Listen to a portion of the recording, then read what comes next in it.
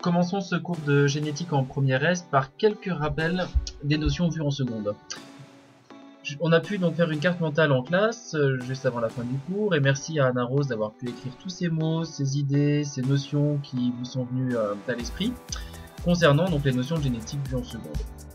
Quand je regarde votre carte, je vois que le premier mot qui vous est venu à l'esprit, c'est le mot de gène. Et effectivement, c'est une notion clé, une notion complexe, centrale dans la génétique, d'où le mot de génétique. Le gène qui est effectivement responsable d'un caractère, avec l'exemple que vous avez mentionné, bien connu, l'exemple du groupe sanguin. Le gène, vous l'avez relié à la notion d'allèle. Un allèle qui est effectivement une version d'un gène. Il y a différents allèles. Exemple, pour le gène du responsable du groupe sanguin, l'allèle A, l'allèle B, l'allèle O.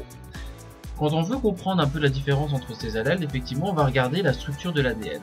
Chaque allèle diffère par un ADN légèrement différent. Et l'ADN est constitué de nucléotides. Les nucléotides sont composés eux-mêmes de bases azotées. Vous êtes souvenu que l'adénine est associée à la thymine, la cytosine est associée à la guanine, on parle de complémentarité des bases. L'ADN a une structure bien particulière, une structure ici en double hélice avec un C, qui lui confère une forme particulière qui sera en lien notamment avec sa fonction de support de l'information génétique. L'ADN dans les cellules peut être compacté, vous l'avez mentionné ici, compacté sous forme de chromosomes, et les chromosomes constituent en fait ce qu'on appelle le karyotype. Donc ça c'est une notion qui n'apparaissait pas ici sur votre carte mentale, karyotype. Le karyotype de l'espèce, qui est donc caractéristique de l'espèce. Qu'est-ce que c'est que le karyotype? Le karyotype, c'est une représentation organisée des différents chromosomes d'une cellule. Alors on a l'habitude d'écrire, dans le cas de l'espèce humaine, que 2n égale 46. Ça veut dire quoi? Ça veut dire qu'il y a 46 chromosomes, et que ces chromosomes sont organisés en paires, d'où le 2, et qu'il y a ici n égale 23 paires de chromosomes dans le cas de l'espèce humaine. Avec effectivement la 23e paire qui est un peu particulière, qui porte les chromosomes dits sexuels, XY chez l'homme et XX chez la femme. Ces karyotypes peuvent effectivement présenter aussi des anomalies, comme l'exemple dont vous êtes souvenu, c'est la trisomie 21. C'est-à-dire 21, ça veut dire 3 chromosomes sur la paire 21, et ça peut être donc responsable notamment de malformations, de retard dans le développement, entre autres. Ces chromosomes, une partie de ces chromosomes vont être transmis des parents aux enfants, donc c'est la notion d'hérédité. En effet, un caractère est héréditaire lorsqu'il est transmis de génération en génération, et cette hérédité, vous l'avez reliée tout de suite à la reproduction, et notamment la reproduction sexuée, qui va permettre la transmission des chromosomes, de certains chromosomes, des parents aux enfants. La reproduction sexuée est basée sur la formation de cellules, dites donc cellules reproductrices.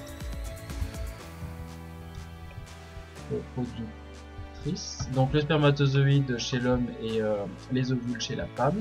Ces cellules reproductrices peuvent réaliser la fécondation, et cette fécondation va donner naissance donc à une cellule œuf, qui elle-même va se développer en embryon, en fœtus, et ensuite donner naissance au nouveau-né lors de l'accouchement. Donc ça c'est plutôt des rappels de quatrième, hein. Ça commence déjà à remonter. À une autre échelle de temps, une notion qui vous est venue à l'esprit, c'est la notion d'évolution, avec deux facteurs importants. J'étais assez content que vous en souveniez, c'est-à-dire la dérive génétique et la sélection naturelle. En effet, donc la sélection naturelle, c'est l'influence du milieu, donc une pression exercée par le milieu sur les organismes, à savoir que les organismes les mieux, entre guillemets, adaptés au milieu, vont avoir plus de chances de survivre, plus de chances de se reproduire, et donc plus de chances de transmettre leurs allèles. On peut voir aussi la chose dans l'autre sens, c'est-à-dire que ceux qui sont le moins adaptés à leur environnement auront le moins de chances de survivre, le moins de chances de se reproduire, et donc le moins de chances de transmettre leurs allèles. On a pu voir, notamment dans le cas de la reproduction sexuée, que les parents transmettaient au hasard un des deux chromosomes, et donc il y avait la part du hasard qui intervenait dans cette transmission des allèles. C'est la notion de dérive génétique, qui est basée sur le hasard. Et donc, sélection naturelle et dérive génétique sont donc deux mécanismes clés qui vont intervenir dans les proportions que peuvent avoir les différents allèles dans une population.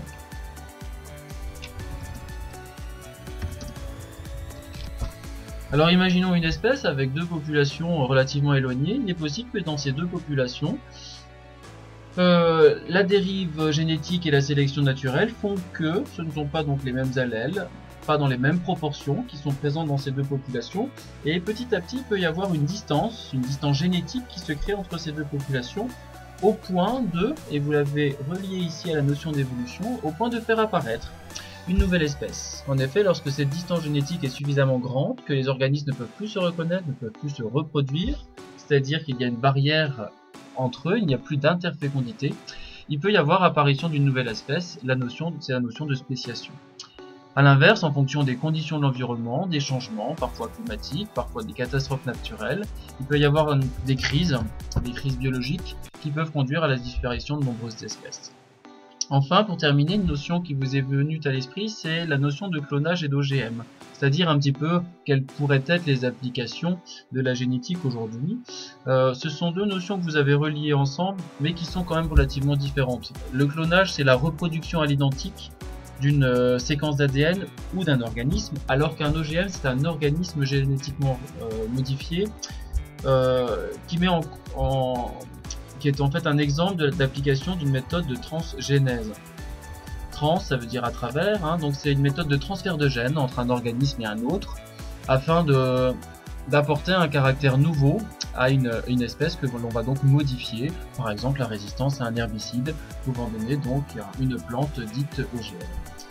Donc vous voyez, rien que sur cette carte mentale, on a déjà pu balayer l'essentiel des notions clés du programme de seconde, et ça va nous permettre d'aborder le programme de première qui sera vu en 3 points, et notamment l'expression de l'information génétique, c'est-à-dire comment un allèle va pouvoir être responsable d'un caractère visible, hein, quelle que soit l'échelle d'observation, la notion de conservation de l'information génétique, alors pas entre parents et enfants, mais notamment lorsque une cellule se divise, comment cette information génétique est-elle conservée entre la cellule mère et la cellule fille, et une notion clé qui est la notion de variation de l'information génétique. Notion qu'on a déjà un tout petit peu abordée en seconde, vous ne l'avez pas fait figurer sur votre carte mentale, mais c'est lorsqu'on a abordé la notion de mutation. Mutation donc en un point de l'ADN qui pouvait changer une base azotée par une autre. Voilà, donc on a pu faire un rapide résumé des notions clés vues en seconde afin d'aborder maintenant le programme de première. A vous de réaliser le petit quiz qui va suivre pour voir si vous avez bien compris toutes les notions. Merci.